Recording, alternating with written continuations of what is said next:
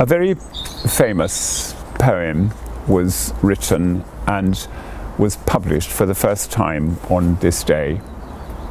It was written by Thomas Gray, and to me it's one of the most beautiful pieces of English poetry ever written.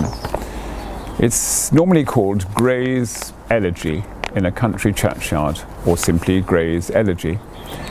And it reflects on the capricious nature of fame and fortune, having nothing whatsoever to do with the true character of a man, woman, youth, child. But that quality is something which others recognize and God alone sees in the full depth of humanity. It's worth reading some of it this morning, being on this day quite a reflective poem. I brought my father's copy of Paul Grave's Golden Treasury out to read it from, and here it is. Some of you will know the verses quite well. Elegy written in a country churchyard. The curfew tolls the knell of parting day. The lowing herd wind slowly o'er the lea. The ploughman homeward plods his weary way, and leaves the world to darkness and to me.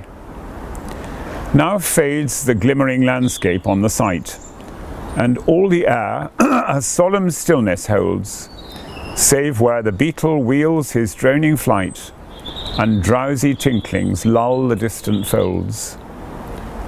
Save that from yonder ivy-mantled tower, the moping owl does to the moon complain, of such as wandering near her secret bower, molest her ancient solitary reign.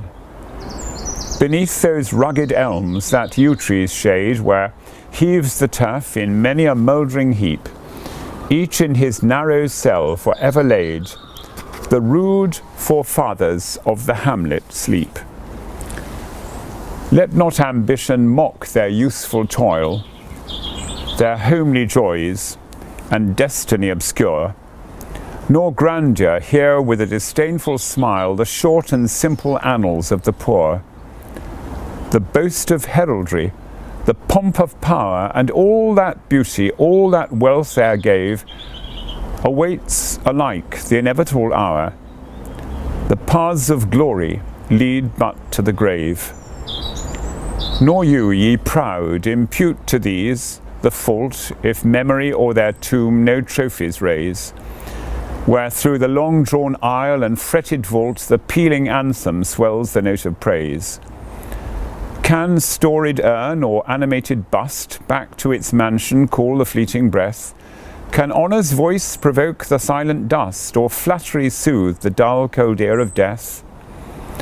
Perhaps in this neglected spot is laid some heart once pregnant with celestial fire, hands that the rod of empire might have swayed, or walked to ecstasy the living lyre. But knowledge to their eyes her ample page, rich with the spoils of time, did ne'er unroll. Chill penury repressed their noble rage, and froze the genial current of the soul. Full many a gem of purest ray serene, the dark unfathomed caves of ocean bear. Full many a flower is born to blush unseen, and waste its sweetness on the desert air. Far from the madding crowd's ignoble strife, their sober wishes never learn to stray. Along the cool sequestered vale of life, they kept the noiseless tenor of their way. Well, that's only a little bit of that elegy, but it gives us a reflective feel of what humanity can achieve in body, mind and spirit on this day of repentance, and a day in which we begin to prepare ourselves for Lent.